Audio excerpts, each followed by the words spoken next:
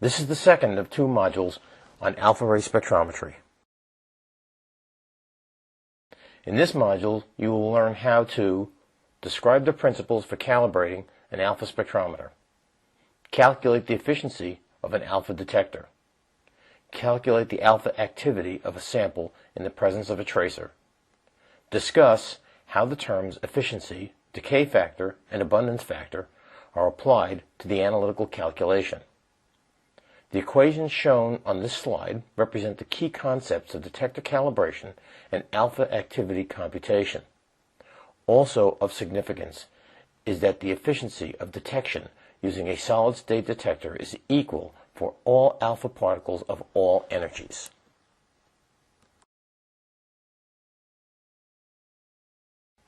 The first step in calibration is to energy calibrate the detector. This is very important in correctly identifying which alpha emitter is present. The alpha spectrometer has 4,096 locations where the information regarding the pulse height is stored. Remember that the pulse height is directly proportional to the energy of the alpha particle. These locations are called channels, and the channel number is directly related to the energy.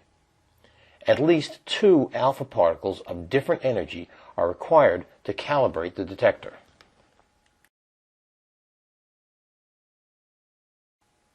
The graphic shown here displays a standard that contains two radionuclides having alpha particle energies that are significantly different.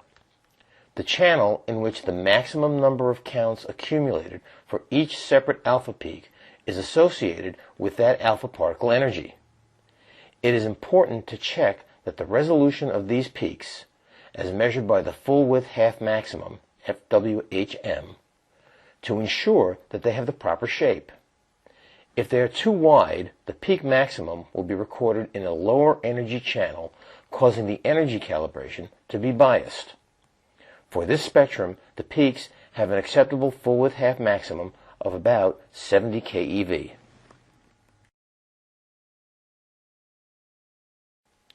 The energy calibration relies on the fact that when the total alpha particle energy is deposited on the detector, the resulting electronic pulse is directly proportional to the particle energy. Thus, the size of the individual pulse is used to identify the energy of the individual alpha particle. This will be very linear.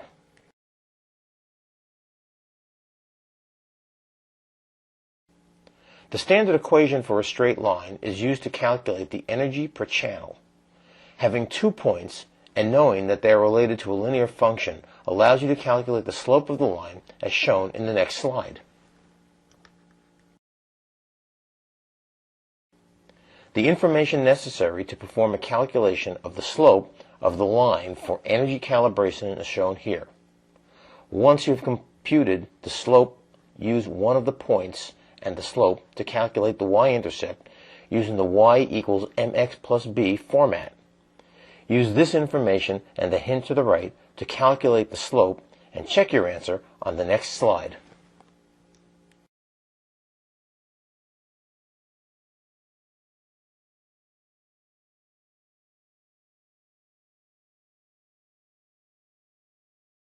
The slope is calculated to be 11.4 keV per channel.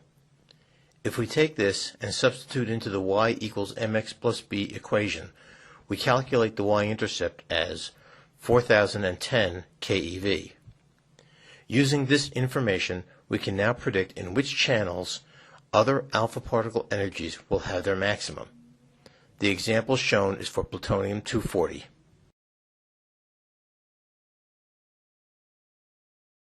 The solid-state alpha detector is designed to absorb all the energy deposited by an alpha particle and convert it to an electrical pulse whose magnitude is proportional to the energy absorbed.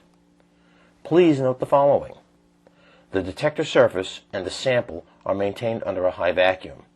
This eliminates the degradation of alpha particle energies by interaction with air molecules.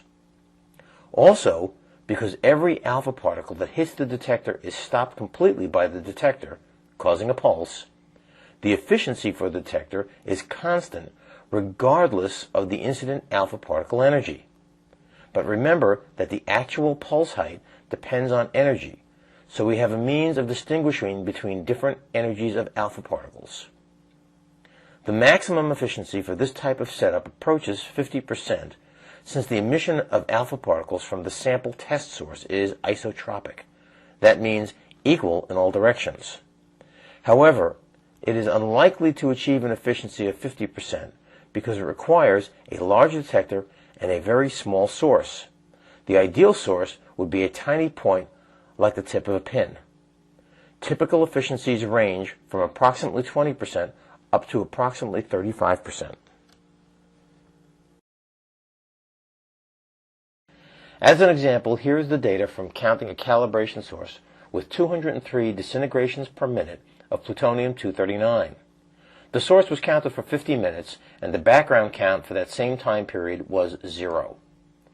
The plutonium-239 peak had 3,010 counts. The efficiency of counting, that is the ratio between the observed counts per minute and the known activity for the plutonium-239 peak, is shown in the solution to this equation.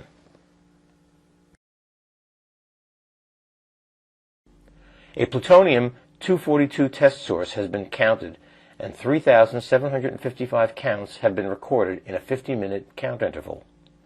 The detector background for the same counting interval without the test source is 0 counts. The initial sample had 251 disintegrations per minute of plutonium-242. Calculate the detector efficiency and check your results with the answer on the next slide.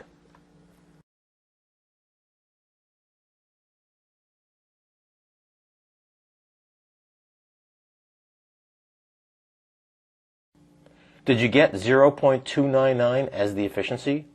Note that the units can be in counts per minute, disintegrations per minute, picocuries, or any other activity units as long as they are the same in the numerator and in the denominator. The efficiency is a dimensionless quantity.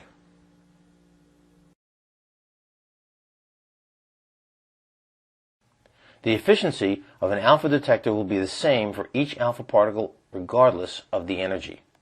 This is based on the construction of the thin barrier covering the detector surface and the sample being placed in a vacuum chamber. All the alpha energy will be deposited within the active surface area of the detector to yield a signal. One alpha yields one pulse, but the size of that pulse will depend on the alpha particle energy.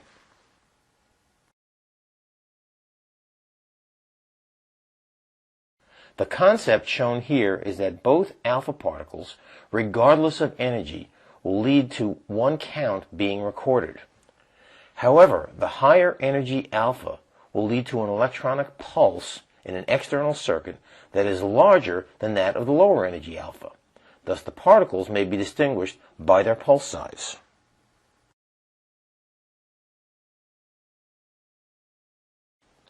The measured activity of the sample test source must be corrected for physical parameters of the radionuclide and detector.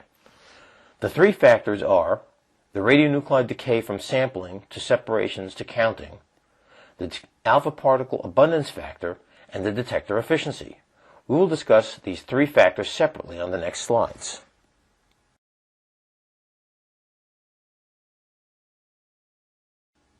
For those analyses where a suitable tracer is available, the efficiency term cancels out in the final equation because the efficiency for alpha particles of different energies is the same. However, when performing analysis for radium-226 or polonium-210, where no suitable tracer is generally used, the efficiency must be taken into account. Two other correction factors are included. The first one accounts for the decay of the tracer and the radionuclides being determined. The tracer must be corrected for its activity loss from its reference date and time to the midpoint of the counting period and may not be significant for long-lived tracer.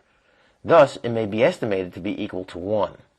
This may also be true for the radionuclide being determined as long as the half-life of the radionuclide is significantly long, usually longer than 50 years.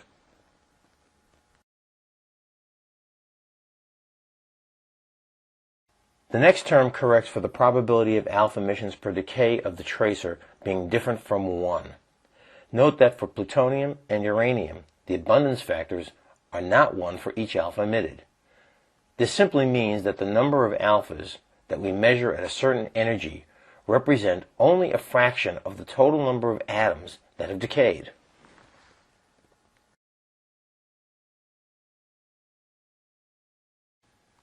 Shown here is the general equation used to calculate the activity of the analyte in the sample by correcting the activity of the analyte found on the sample test source for the radiochemical yield. The net count rate of the analyte is converted to the activity of the analyte in the source by applying the radiochemical yield, which is the measured activity of the tracer divided by the true concentration of the tracer, the decay correction for the analyte, and the probability of alpha emission of the analyte, and any other unit conversions. Note that the efficiency does not appear in this equation because the efficiency of the detection of all alphas in a solid-state detector are the same.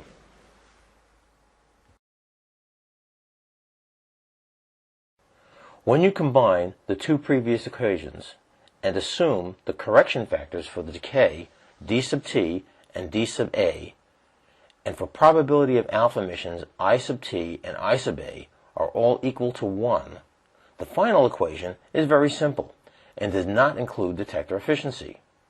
This will always be true for alpha spectrometry as long as we assume that the detection efficiency for alpha particles is independent of their energies. You may also note that for the units for the count rate, these can be anything, as long as the units for the count rate are the same for the analyte and the tracer.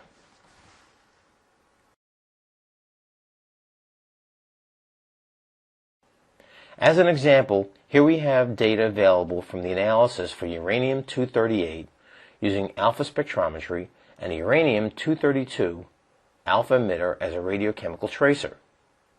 Calculate the activity of uranium-238. When you've completed your calculation, compare the result with that on the next slide.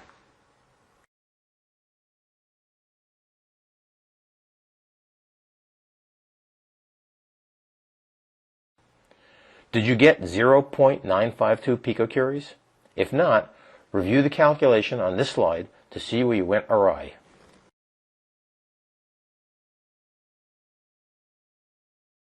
At this point, you should be able to describe the principles for calibrating an alpha spectrometer, calculate the efficiency of an alpha spectrometer, discuss when it is or is not necessary to include a correction factor for efficiency, decay, and abundance when calculating the amount of an alpha-emitting radionuclide in a sample. You should be able to also calculate the amount of an alpha-emitting radionuclide analyzed in the presence of a radioactive tracer.